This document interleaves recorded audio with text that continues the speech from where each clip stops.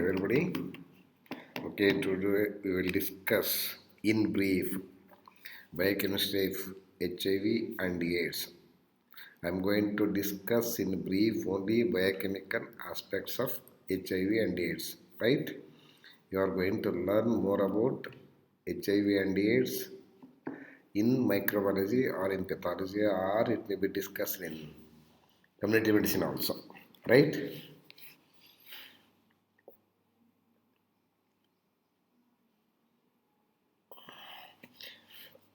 Okay.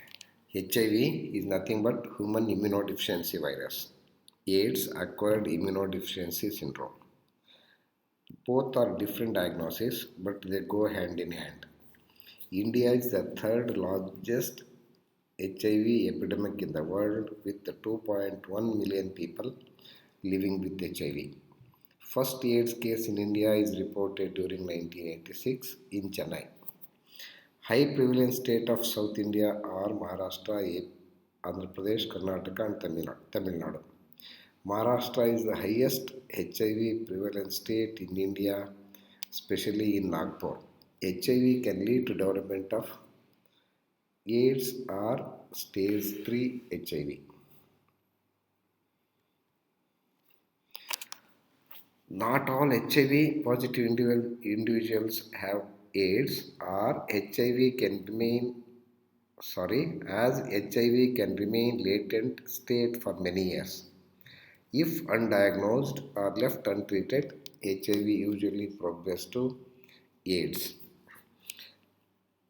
A represents acquired, I represents immune system, D deficiency of immune system, and S represents a person with AIDS may experience other diseases and infections, hence it is called as syndrome.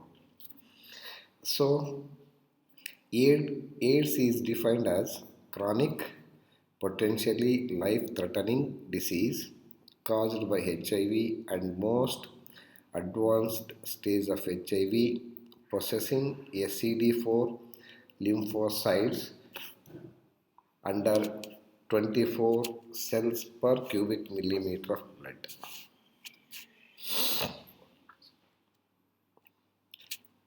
Coming to chemistry of virus in brief, look at this figure. This HIV belongs to retrovirus group, RNA containing virus that replicate with the help of reverse transcriptase or also called as RNA dependent polymerase. The HIV virus have a cylindrical core consisting of two copies of single-stranded genomic RNA. The protein components are named after its molecular weight. For example, protein having molecular weight 32 daltons is called as P32. That means depending upon the molecular weight, the number. The core of virus containing reverse transcriptase, that is P66 and P55, an endonuclease P32, nucleocapsid protein P9 and a protease P10. The viral core is surrounded by the major capsid antigen P24. The outer cell is composed of protein, the membrane antigen P17.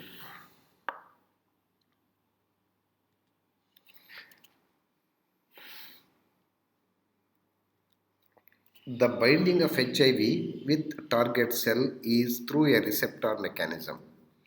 The GP120 of the virus envelope will bind with CD4 molecule on the surface of target cell. The amino acid sequences 397 to 439 in GP120 and amino acid sequence 16 to 84 of CD4 cells takes part in the binding. So the CD4 acts as receptor for the virus. The CD4 molecules are present on the surface of T helper cells and helper cells receives the maximum attack of HIV. Macrophages, monocytes Langerhans, follicular cells, and glial cells also susceptible to HIV entry and propagation. Monocyte macrophage system acts as reservoir of virus, HIV virus. The basic defect in immunodeficiency is mainly because of decreased number of CD4 or T helper lymphocytes.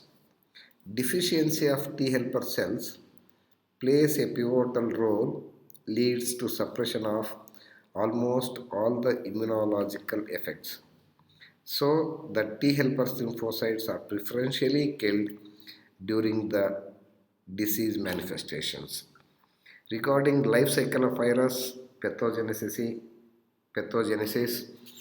and immunological aspects of HIV, you are going to study during your second year in microbiology, pathology, and also they are going to tell something about that HIV/AIDS program and everything in community medicine. Coming to mode of HIV transmission, HIV is transmitted by direct contact with certain body fluids from a person with HIV, which includes blood, semen, rectal fluids, vaginal fluids, and breast milk.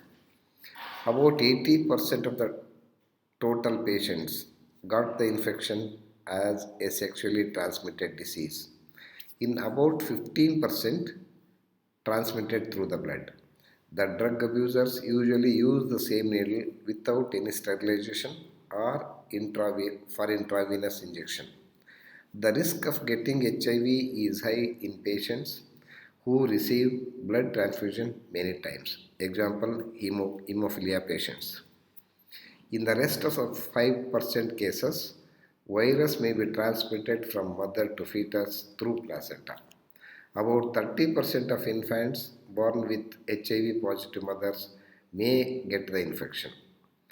And this HIV cannot be transmitted by air, water, mosquitoes, shaking hands, hugging, sharing toilets, dishes, glasses, kissing, etc. It is not transmitted.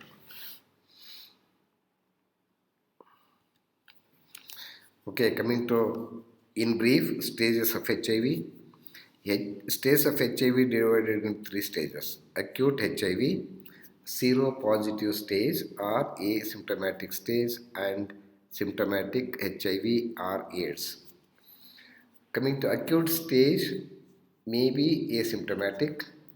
When the virus enters the body, it is multiplied in the body cells but cannot be detected easily, and this stage may be associated with influenza like symptoms. I am not going what are those symptoms. This is called as window period. Window period. Window period is the time between exposure to infection and when it becomes detectable in the blood is called as window period. This stage lasts for about 2 to 3 weeks with full recovery.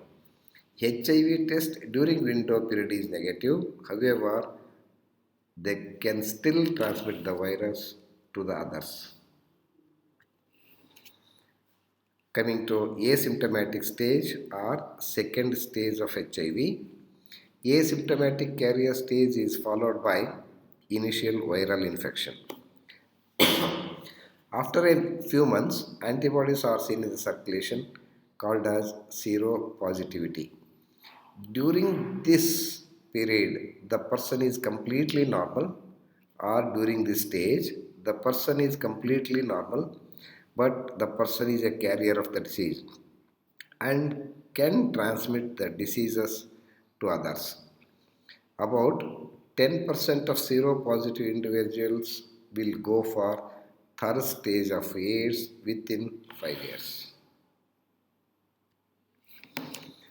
Coming to stage 3 or symptomatic HIV or AIDS.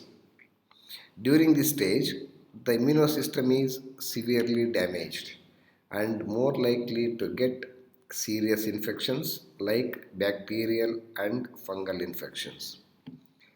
Weight loss, chronic diarrhea, night sweats, fever, persistent cough, mouth and skin problems, yeast infections are the common clinical symptoms. Patients usually succumb to death within 2 years after entering this stage. Coming to laboratory diagnosis of HIV, ELISA, enzyme-linked immunosorbent assay, is the standard screening test for HIV. ELISA is having 99.5% sensitivity and it's not optimal with regard to specificity. In ELISA, antibody against only one antigen, that is GP120, is being tested, hence there is a probability of false results also. ELISA is helpful in diagnosing HIV within a week after exposure to HIV virus, within a week. Coming to Western blotting technique, the most commonly used confirmatory test for diagnosis of HIV, because antibodies against 6 different components of the virus are analyzed by RT-PCR, that is nothing but real-time PCR. The number of HIV particles in the blood can be estimated. So the in Western blotting technique, you are going to identify what? Proteins, right? Values less than 5,000 copies per ml of blood as a good prognosis, while a count more than 1 lakh per ml indicates a bad prognosis of AIDS. Detection of antibodies in the blood and saliva takes 2 to 3 weeks after exposure to HIV positive. Coming to nucleic acid test, this nucleic acid test, in short it is called as NATS, is to know the actual virus in your blood. NAT will be the first test to become positive after exposure to HIV. Third one, CD4 cell count. It is very important. Okay, CD cells are WBCs. HIV damages CD cells. The normal CD4 count ranges between 500 to 1400. In some books it's given as 500 to 1600 cells per cubic millimeter of blood. CD cell count lower than 200 cells per cubic millimeter of blood is indicative of AIDS.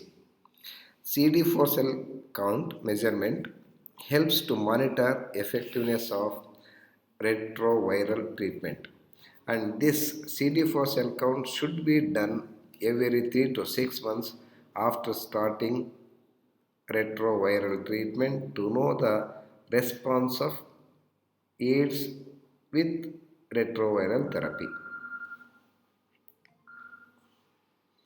Coming to treatment of HIV, okay, this is treatment of HIV is nothing but antiretroviral therapy. There are 3 types of drugs: non-nucleoside or nucleotide reverse transcriptase inhibitors and nucleotide reverse transcriptase inhibitors, integrase inhibitors and protease inhibitors. Coming to nucleotide reverse transcriptase inhibitors are efavirenz, rilpivirine and doravirine. Whereas nucleotide reverse transcriptase inhibitors are zidovudine, AZT, tenofovir, doravirine, lamivudine. Integrase inhibitors used in the treatment of HIV are these integrase inhibitors disable a protein called integrase. One of the example for integrase inhibitors is Adefovir. Coming to protease inhibitors used in the treatment of HIV are these protease inhibitors inhibits protease enzyme. Atazanavir, lopinavir are some of the examples for protease inhibitors. Okay, here in this chapter you may get only Viva questions usually all these years. If at all they want to ask, they may ask only for 3 months, that is window period, or maybe laboratory diagnosis of HIV for 3 marks. Most of the times you are going to get only Viva questions in the university examination, right? Thank you.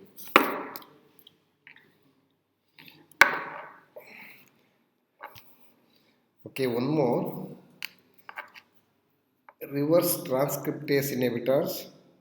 Some of the drugs used in the treatment of HIV are reverse transcriptase RT inhibitors. There are 3 types. Reverse transcriptase inhibitors, or it may be a nucleoside analog, or it may be a non-nucleoside analog, or it may be a nucleotide analog also. Reverse transcriptase inhibitors, nucleoside analogs are, they inhibit reverse transcriptase of the HIV. The drugs AZT, dideoxythymidine, azithromycin, zidovudine, dideoxyinosine, dizidonosine, DDC, D-deoxycytidine, D4T, 3TC, and abacavir are some of the nucleoside analog inhibitors of reverse transcriptase. Non-nucleoside reverse transcriptase inhibitors used in the treatment of HIV are, these agents binds to the regions outside the active site of HIV reverse transcriptase and make the enzyme inactive. Examples are delavirdine, nevirapine, loviride, and efavirenz. Coming to nucleotide analogs, used nucleotide RT inhibitors analogs are Adefovir. Protease inhibitors, just now I told you, and a combination of drugs. Use of combination of drugs is highly active antiretroviral therapy will reduce the virus load and prolong the life of the patient. At present, there is no absolute cure for HIV. Thank you.